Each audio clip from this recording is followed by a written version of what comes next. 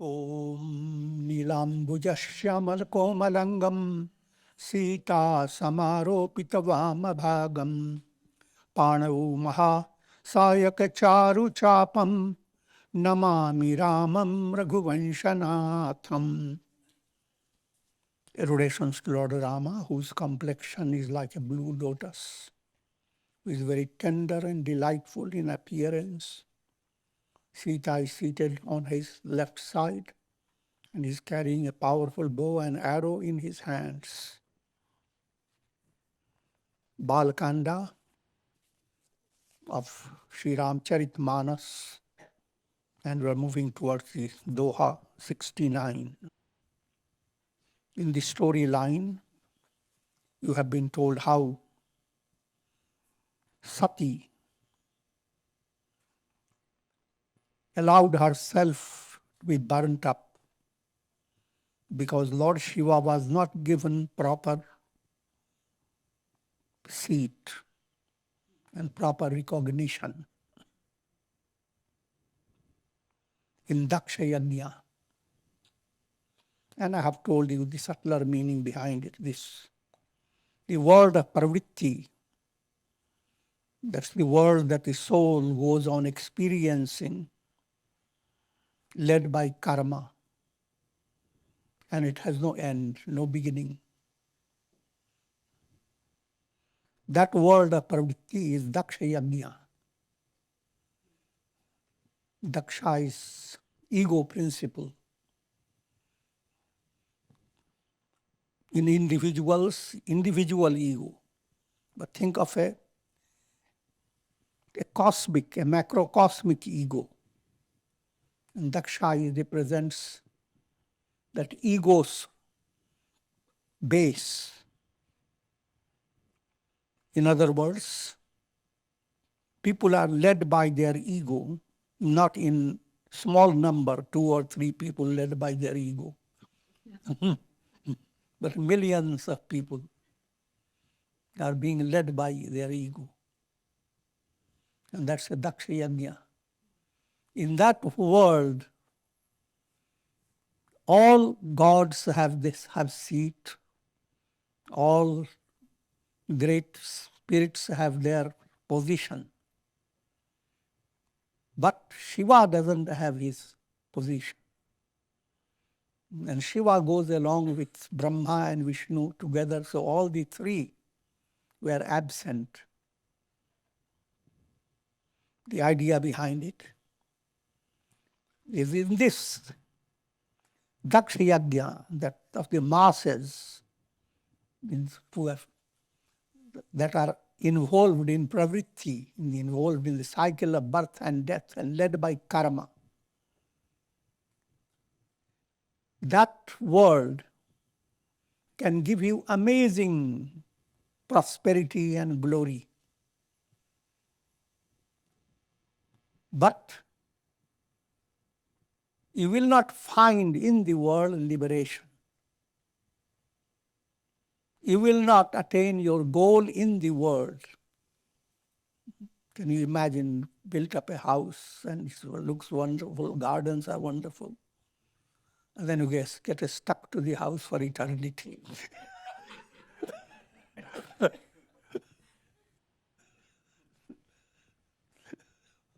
There is no such thing.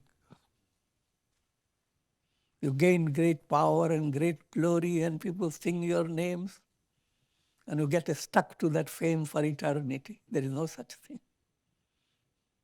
Everything moves on. And everything becomes just nothing as time passes by. So, that type of attainment is possible by worshipping little gods. So all the little gods have place. But the God doesn't have place. Here again you have to understand, it's a philosophical riddle. When you are worshipping any god, Rama, Krishna, Shiva, Vishnu, any god for material purpose only, then you are not really worshipping the God. You are worshipping, in your worship, the God has no place.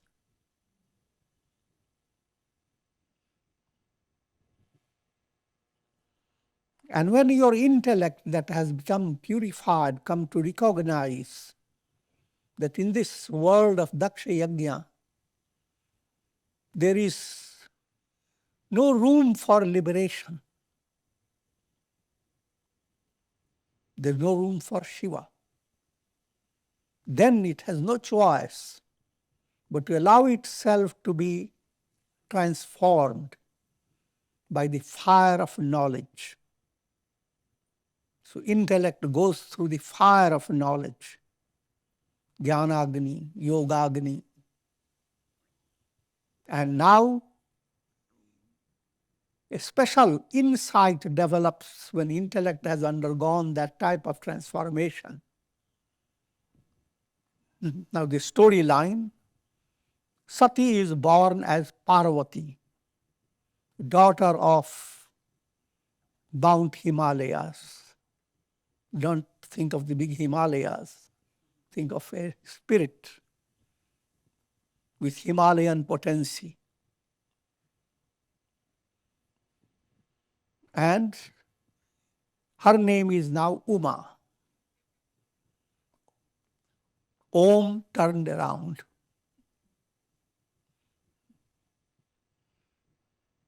She exists to turn her structure around. In other words, she exists to be wedded to Shiva.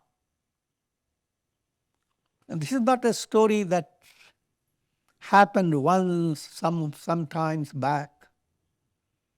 It is a story of every individual.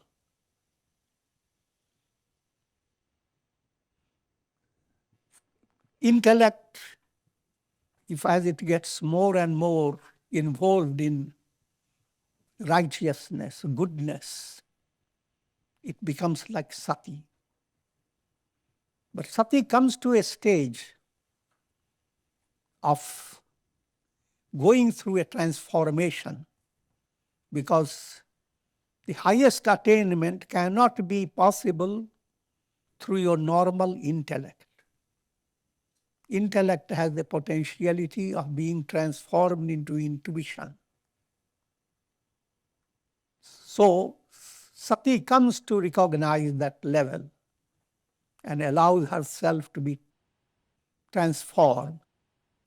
But the intuitive intellect has to grow, and there are various stages. And that brings the story of Uma. Uma as a baby receives Nārada's predictions. She's not still a baby, she's a young girl. And Nārada, who is the spirit of satsanga, makes a prophecy that Satī will be wedded to someone who is described as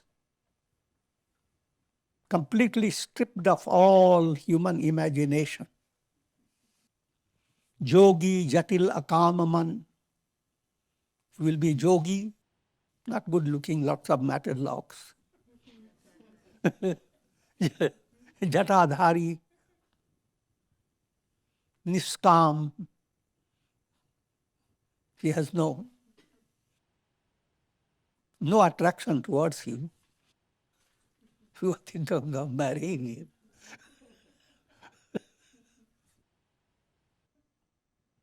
Nagan Agmangalabesh. He doesn't know any of the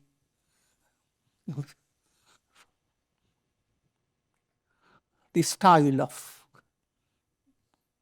clothes. He's not decked well. Nagan. Amangal. all things that human mind considers so good and fascinating, all is out. Shiva is bereft, stripped of all. And that's the type of prediction Nārada gave to Uma. In other words, if your intellect becomes intuitional, now the only thing that intellect can be wedded to is Brahma Satyam Jagat Mithya, because there is nothing else left. Non-duality is not a variable choice. Non-duality is one absolute. And in that state, all the delicious things of this world and all the cherished objects, all things that bring rasa to your mind, Vishaya ras, they are all out. It is absolutely near us. So talking like that gives you kind of a riddle, spiritual riddle, a tease.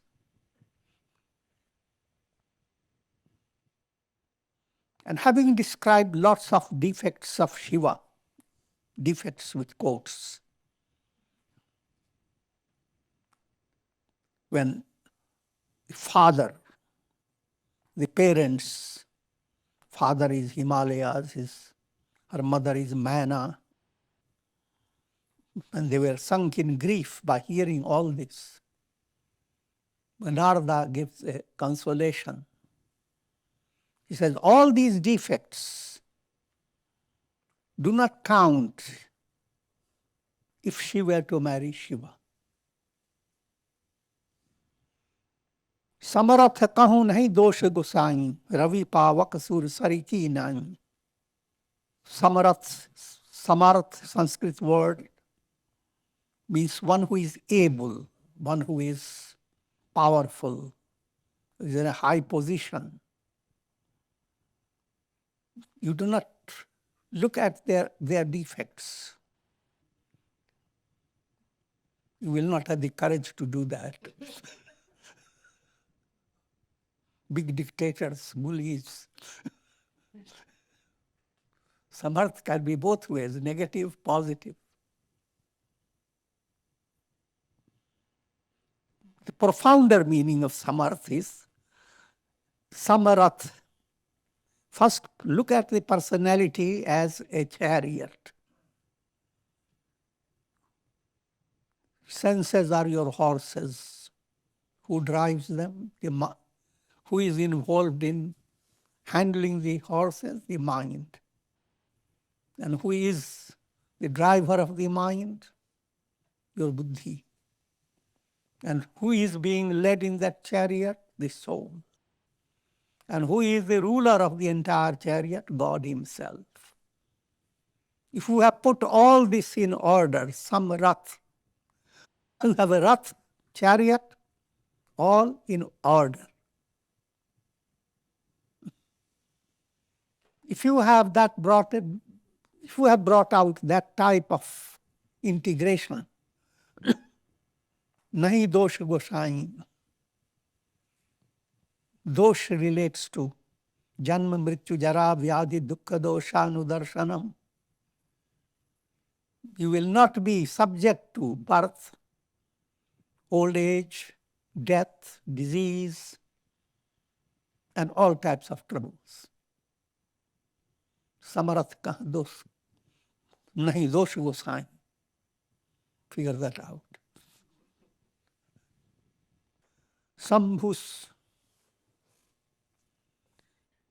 sahaj samartha bhagavana, ehi vivaha sab vidhi kalyana, duraradhya pay ahi mahesu, asutosha punikiye kaleshu.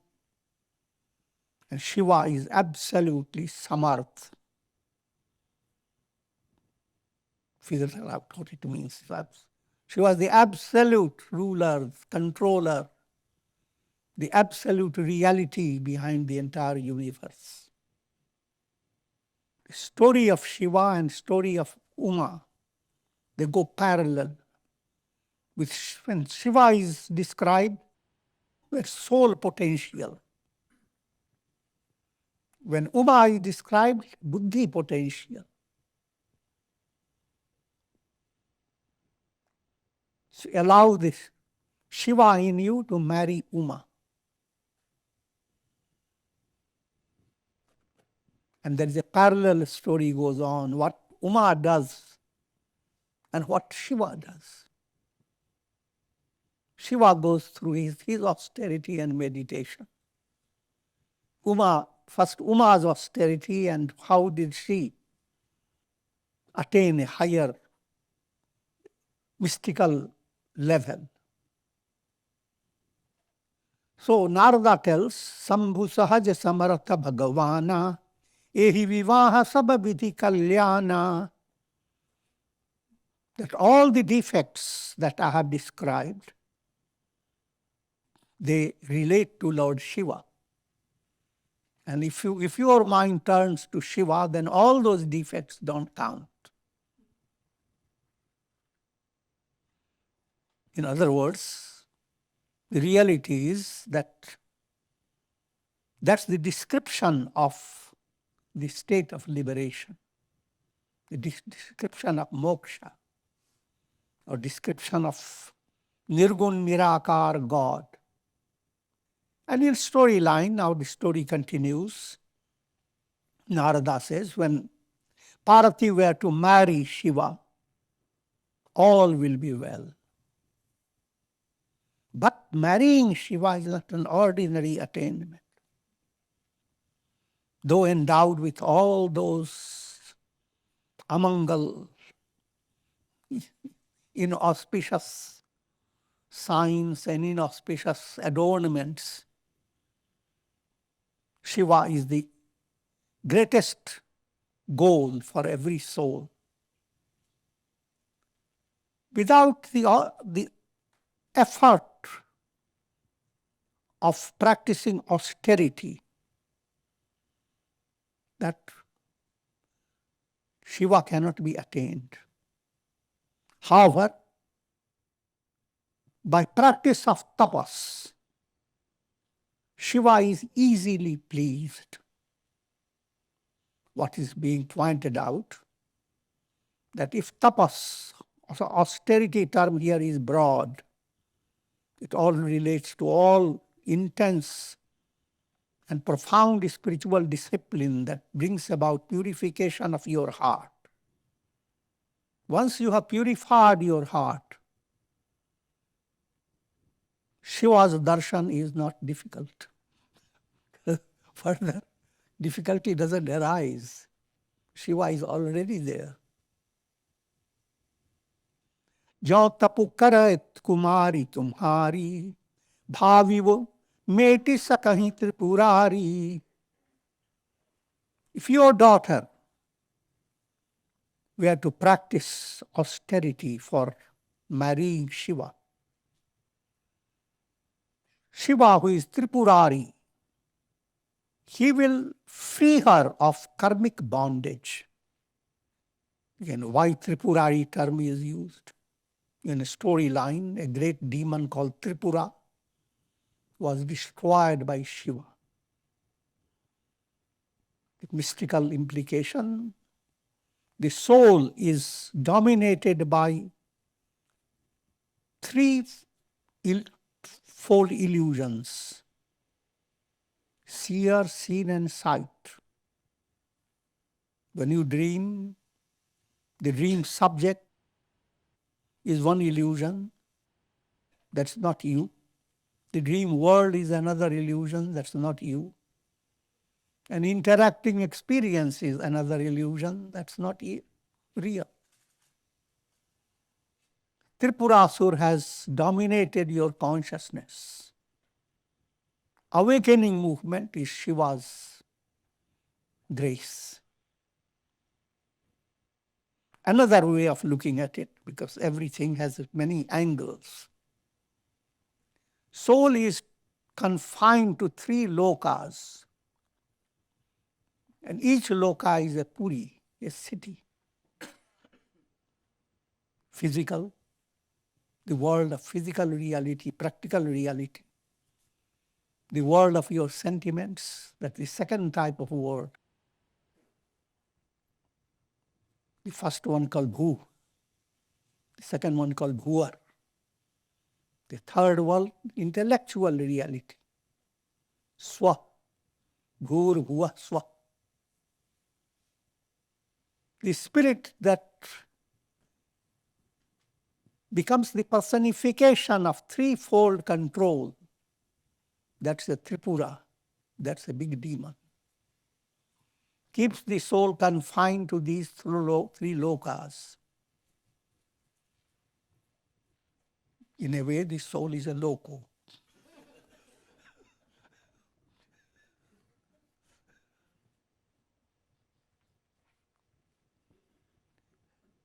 And Shiva, Brahmagyan,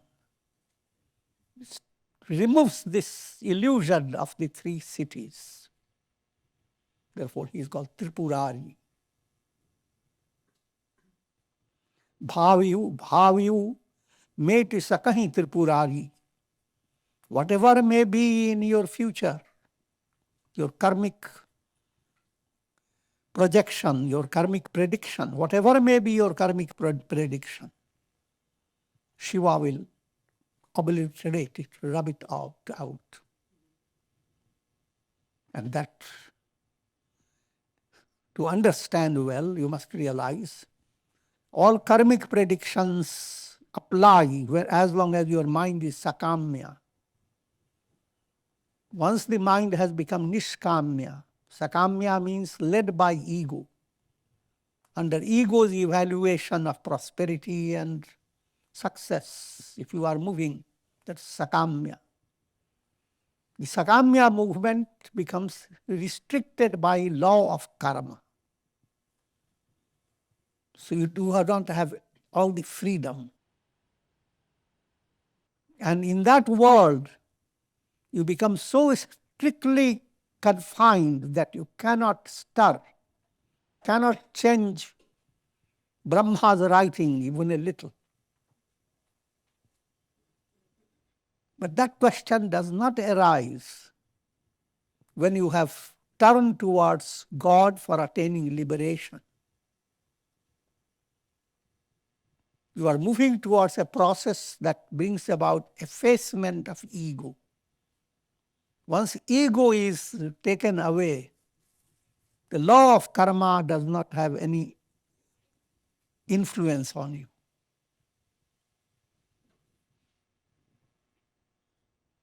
But that's from profound point of view. In a practical world, there is statement of practical reality. You are the architect of your destiny. Even in the karmic world, you are responsible. You could change your karmas by changing your angle, by doing your self-effort in a special way. And if you mix up self-effort with prayer and surrender to God, you can do amazing things. But all the amazing things that you attain, it leaves you in a very childish state. It's like children have so many demands, and parents provide things the children want. And when they have gotten, they become so happy. But that's not real happiness.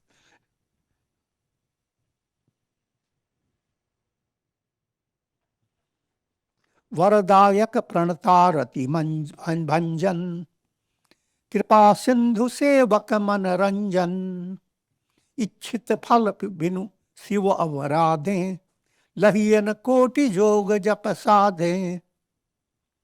Shiva is the giver of boon. Sanskrit word for boon is var, varadan. Hindu families are well aware of.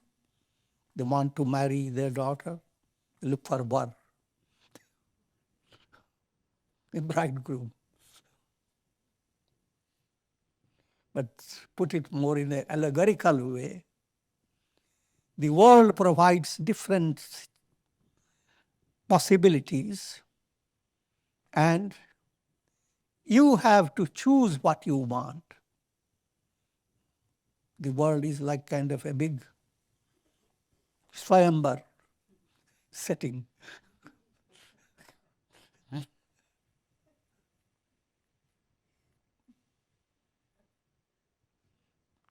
The breeze blows on, but you may keep your door locked. You have not chosen the breeze. Var is there, but he's kept out. Open the door. And var comes with varabala.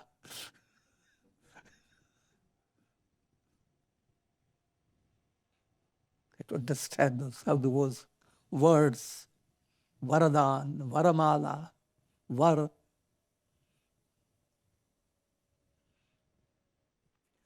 इच्छित फल बिनु शिव अवराधे लहियन कोटि जोगम जप साधे. Ichit phal, what is really desired, what is really abhisht for the soul is to attain liberation. And that you cannot attain unless your mind turns to Shiva.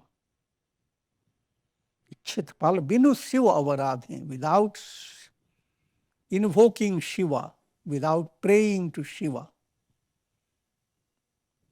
That again, don't take it in a literal way. Shiva means whatever.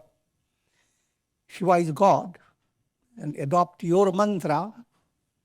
And in your mind, your mantra must relate to Brahman, not to anybody else. Lahiyan koti yoga japa sadhe. And that state of attainment cannot be possible by people who are worshipping other gods. I have explained that point to you. And in order to please those gods, they had to do koti yoga japa sadhe. You have to do purascharana after purascharana mantras.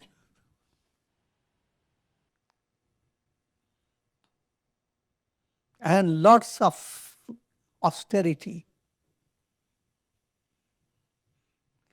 It takes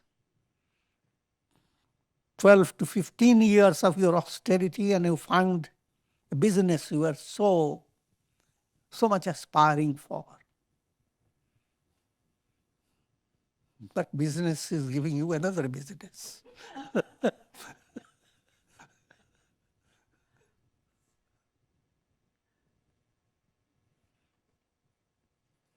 The attainment of liberation is not based on that concept.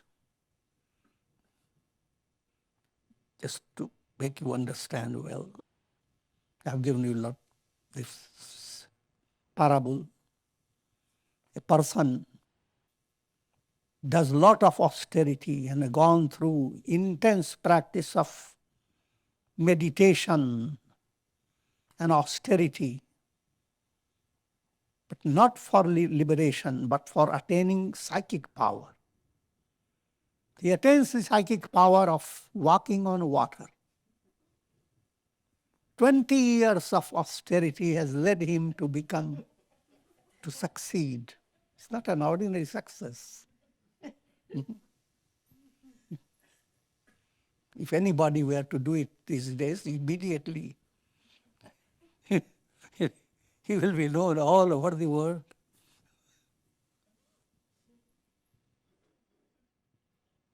But this person had trouble. Having attained all that, he looked around, nobody saw him. So, walking on the water.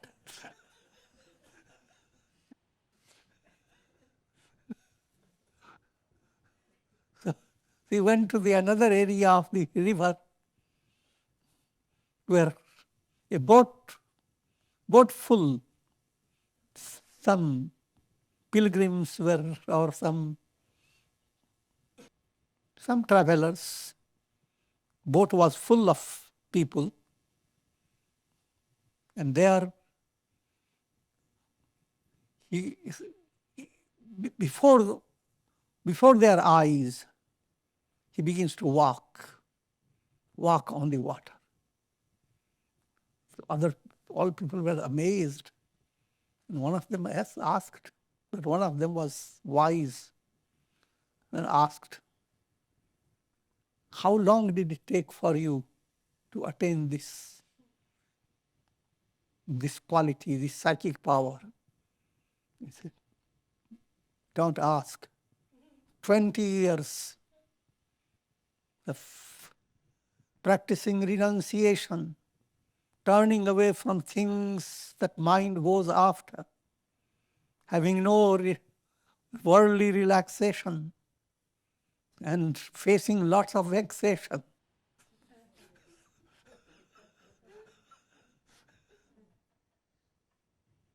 And look, I can walk. Man brought out 5 cents from his pocket and he said, without going through all that, look, I can cross. This is the charge for going through on the boat and crossing the river.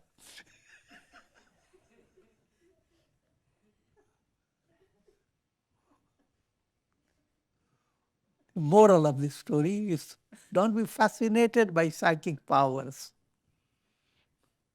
Psychic powers are worth nothing.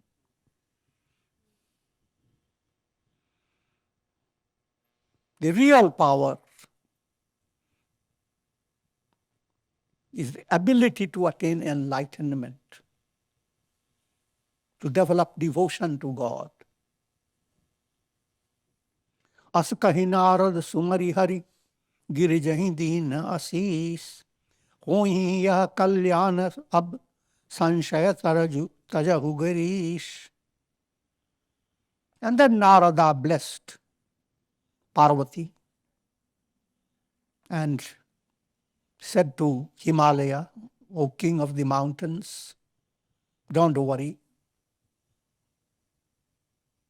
give up your doubts. Pārvatī is going to attain immense, infinite blessings. Kahi as Brahma Bhavana Muni Gayehu, Agil Charit Sunahu Jasa Bhayahu. So saying, Nārada Muni went to Brahmaloka. What happens next? Listen. Pati hi ekant pai kaha maina, नाथ न मैं समझे मुनि बैना. Maina, the mother of Pārvatī, finding her husband alone, she began to express her feelings as a result of what she had heard from Nārada. She said, I don't understand the words of sage Nārada. I will not have my daughter married to someone the way Nārada has described. Jaun gharu baru kul hoyi anupa, kariye vivaha suta anurupa. I will have her married to proper house, proper husband, proper family line. You don't marry one person, you marry so many things.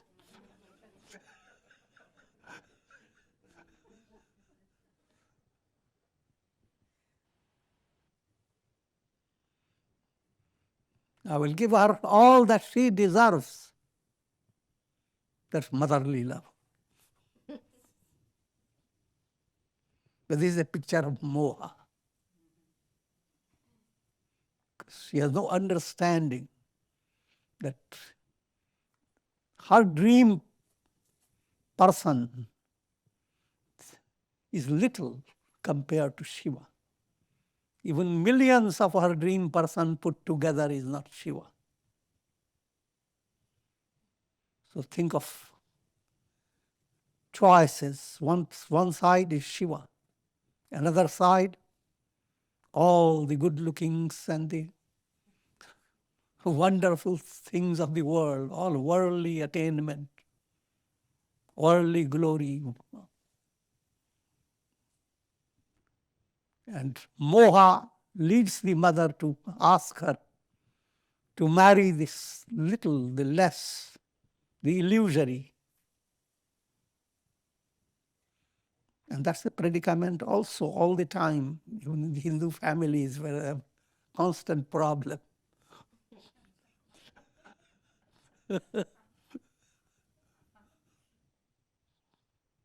And moha-based love.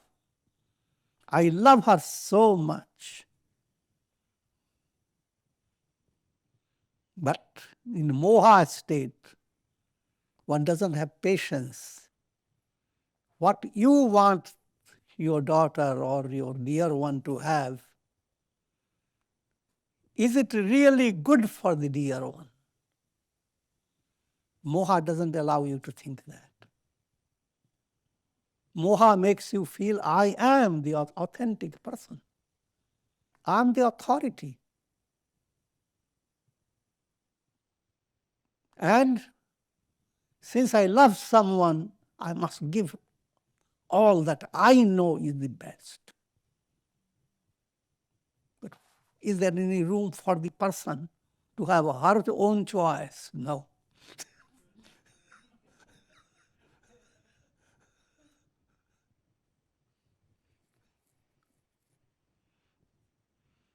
That subtle error has to be corrected.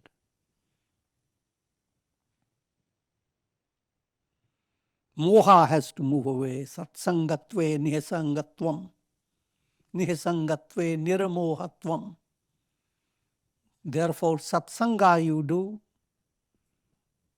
so that you develop detachment from the world and worldly values. As you become detached, then you begin to see things more with a clear understanding. You want to resolve the problems of your sons, daughters, brothers, sisters, whomsoever. But you must be able to detach and see things not colored by your ego, but see things in a different way. What will be really good to the person? In that love, you are blending, bringing in love of God in your heart. Moha-based love is creating lot of smoke, lot of fog and mist. Moha-stripped love, you're bringing in light.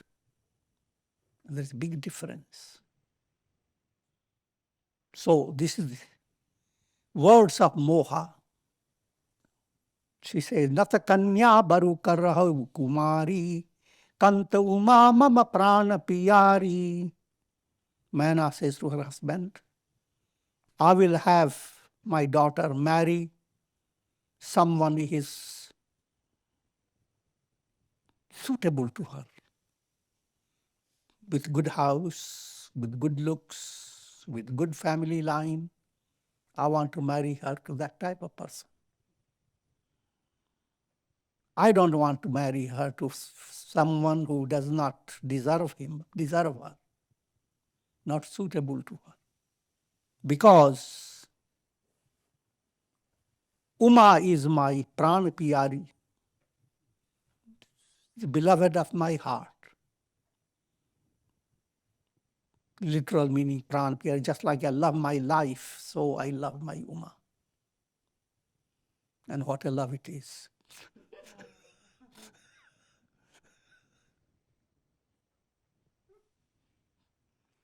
Jauna milihi baru giri jahi jogu, giri jara sahaj kahi sab logu, soi vichari pati kare hu vivahu, jahi na bahori hoi uradahu.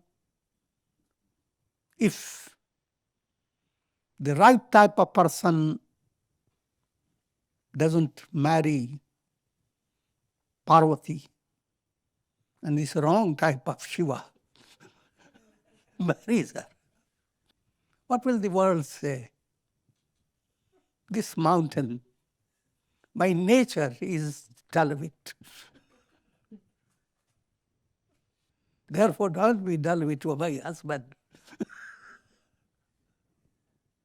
Marry her to be a well-deserving person. As kahi pari charan dhari sisa, bole sahit saneha girisa. And thus saying, she placed her head at the feet of her husband, and Himavan, the mountain spirit, he said, Varupavak pragataya sasimahi, Nārada vachanu anyatha nahi. Fire may blaze or radiate from the moon, but Nārada's words will not go in vain. So Himalaya gives comfort and doesn't harmonize with her through moha. That also gives you a subtle point in family relation.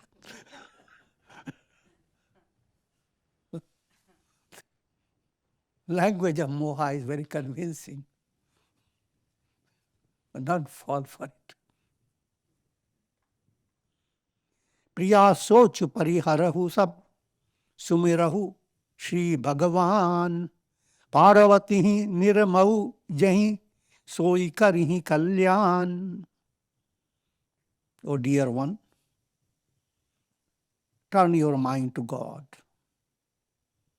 He who has created Pārvatī, he will do her ultimate good. Ab jau tumhai suta paranehu, to as jai sikhavan dehu, karai so tabu jahi milahi mahesu, anu upayan mitahi kaleshu. If you really love your daughter, then go and teach her. Teach her that she should practice tapas, austerity. Without practicing austerity, Shiva cannot be attained. And if Shiva is not attained, na mitihi kaleshu. Kleshas, all the miseries will never terminate. And by tapas, ordinarily translated as austerity, I have pointed out to you before, it relates to mind concentrating on God, Brahman. Mind moving towards Brahman. In simple terms, practice of concentration, meditation, and samadhi, all designed to lead you to liberation. But when you practice tapas, layers and layers of illusions have to be overcome. And that's now being brought about in the story of Uma. What type of tapas she does. In the beginning, she starts eating certain things, fruits and roots. Then she starts eating only salad and leaves. Then she starts eating only leaves, dry leaves. And then she leaves the dry leaves. She's called Aparna. All these highly allegorical, she's not to be taken literal. Through austerity, through your concentrated movement, you go on giving up layers of illusion until you don't hold on to even the straw of worldly values. First to rise to the state where worldly values become just a straw. And then go beyond it. Even the straw is not there. You become aparna. Otherwise you take it literally. Some people, and to some extent that's good as a diet restriction for overcoming certain diseases. Nārada bachan sa garbha sa hetu, sundar sab gun nidhi vrishketu. The words of Nārada are profound and have profound purpose. Lord Shiva is the abode of all wondrous qualities. Satyam Shivam Sundaram. Therefore, O Queen Mana, give up your doubts and give up your sorrow. Shiva is the embodiment of all that is good. And he is Nishkalank, Akalanka. Nishkalank means devoid of all that has full of taints. If you want very deeper understanding, all the changing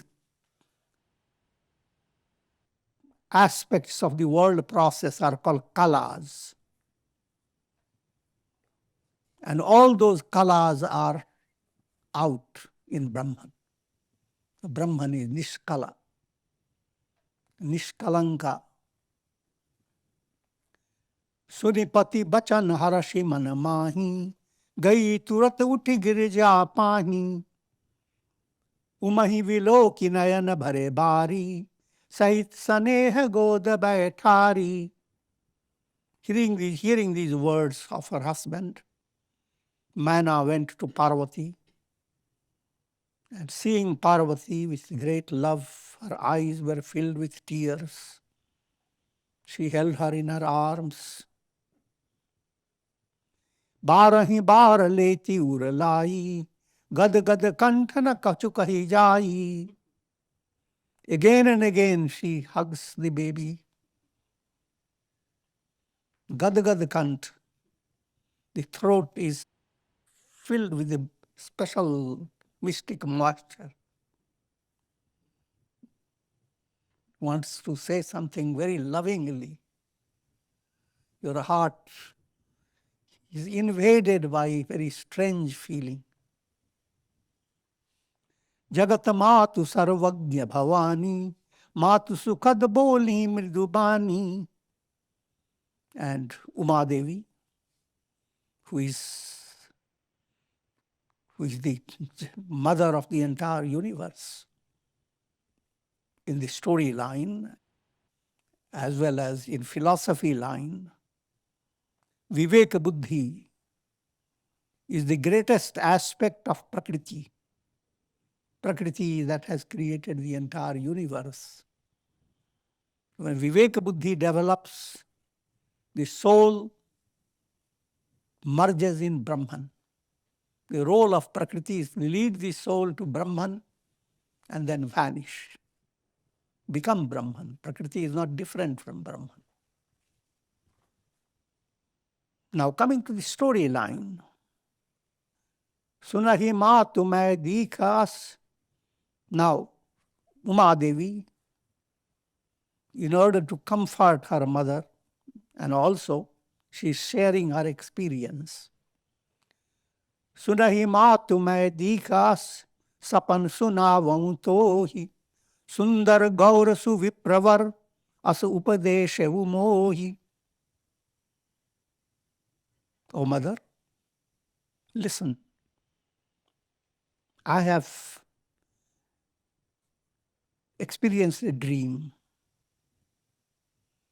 In that dream, a very handsome,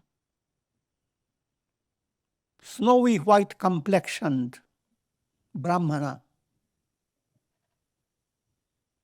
told me, gave me this instruction. And this description is of Shiva.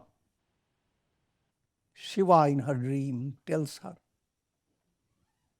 Karai jai tapu shail kumari, Nārada kaha soj satya vichari, Matu pitahin punim yaha mata bhava, Tapu sukha pradukha dosha nashava. And what did the Brahmana said? O Pārvatī, whatever Nārada has said is perfectly true. Go and practice austerity. And your parents are also going to be harmonized with this. Tap is the giver of supreme bliss and destroyer of all miseries. And then the glory of Tap is being described, and we will do it next time. Om Purnamadaha Purnamidam Purnat Purnamudachyate Purnasya Purnamadaya Purnamevavashishyate. Om Shanti Shanti Shanti.